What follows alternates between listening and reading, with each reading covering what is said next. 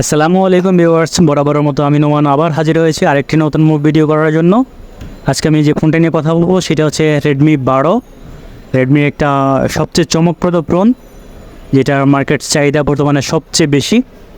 Redmi 12 ফোনটি unboxing করতে গিয়ে প্রথমে যেটি পেলাম সেটা হচ্ছে একটি USB Type-C কেবল, একটি 18 ওয়াটের ফাস্ট চার্জিং, যেটা খুব দ্রুত চার্জ হয়। পুরো ফোনটিকে ফুল চার্জ করতে আপনার 2 ঘন্টার মধ্যে ফোনটি ফুল চার্জ করতে পারবেন। একটা হাই সিলিকন কাভার, যেটা খুব ভালো মানের একটা কাভার। ফোনটির অরিজিনাল কালারটাও বাইরে থেকে দেখতে পারবেন, এবং রয়েছে ইউজার ক্যাটালগ, ম্যানুয়াল বই, এবং সাথে থাকছে ইনজেক্টর টুলস, এবং রয়েছে অসম্ভব রকম ভালো লাগার Redmi 12 ফোনটি। দেন আসা যাক ফোনের কালার নিয়ে।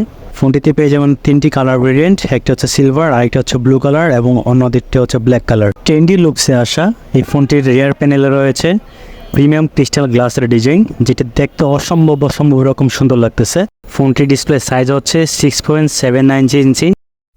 ফোনটিতে রয়েছে সাইড মাউন্টেড ফিঙ্গারপ্রিন্ট, যেটা খুবই ফাস্ট কাজ করে, এবং রয়েছে পাওয়ার বাটন। ফোনটির নিচের অংশে রয়েছে মেন স্পিকার, প্রাইমারি মাইক, এবং USB Type-C পোর্ট। ফ্রন্টে ব্যবহার করা হয়েছে কর্নিং গরিলা গ্লাস, এবং ফোনটির উপরের অংশে রয়েছে 3.5mm অডিও জ্যাক এবং নয়েজ ক্যান্সেলেশন স্পিকার। Redmi 12 ফোনটি হাইব্রিড সিম স্লট সিস্টেম। এখানে চাইলে আপনার 2টা সিম কার্ড ইউজ করতে পারবেন উইদাউট মেমোরি কার্ড, আর যদি মেমোরি কার্ড ইউজ করেন তাহলে একটি সিম ব্যবহার করবে। এটিতে অপারেটিং সিস্টেম দেওয়া হয়েছে Android 13, এবং MI এর নিজস্ব অপারেটিং সিস্টেম MI ভার্সন 14। ডিসপ্লেটা প্রাঞ্চল হওয়াতে দেখতে খুবই ভালো লাগে, ভিডিও কোয়ালিটি খুব ভালো। ফোনটির ওয়েট হচ্ছে 198.5 গ্রাম। ফোনটির ডিসপ্লে সাইজ হচ্ছে 6.79 ইঞ্চি। এটি একটি IPS ক্যাপাসিটিভ টাচ স্ক্রিন। ফোনটির ডিসপ্লে রেজুলেশন হচ্ছে 1080x2460 পিক্সেল, যেটা একটা হাই কোয়ালিটির হাই রেজুলেশন ডিসপ্লে। ফোনটির ডিসপ্লে কালার কোয়ালিটি আমার কাছে খুব ভালো মনে হয়েছে। ফোনটিতে থাকছে মেন 8GB র্যাম, সাথে আরও চাইলে 8GB এক্সটেন্ডেড করা যাবে। টোটাল 16GB র্যাম ইউজ করা যাবে ভার্চুয়াল সহ। আর দেওয়া হয়েছে সাথে 256GB স্টোরেজ। ফোনটিতে ইউজ করা হয়েছে মিডিয়াটেকের Helio G88 গেমিং প্রসেসর। এটা ট্রানজিস্টার সাইজ হচ্ছে 12 ন্যানোমিটার। ফোনটাতে ব্যবহার করা হয়েছে অক্টা-কোরের প্রসেসর, এবং CPU Mali G52। মেমোরিতে গেমিংয়ের কথা বলতে গেলে ফোনটাতে আমরা পাবজি গেমসটা খেলেছি। মোটামুটি গ্রাফিক্স সেটিংয়ে খেলা যায়। এক্সট্রিমলি যখন আমরা গেমটা প্লে করছি তখন কিছুটা ল্যাগিংয়ের দেখা পেয়েছি। সেটা অবশ্য খুবই স্বাভাবিক, এই প্রসেস হিসেবে এই ফোনে টুকটাক ল্যাগ করবে, এটা আমরা আগে থেকেও জানি।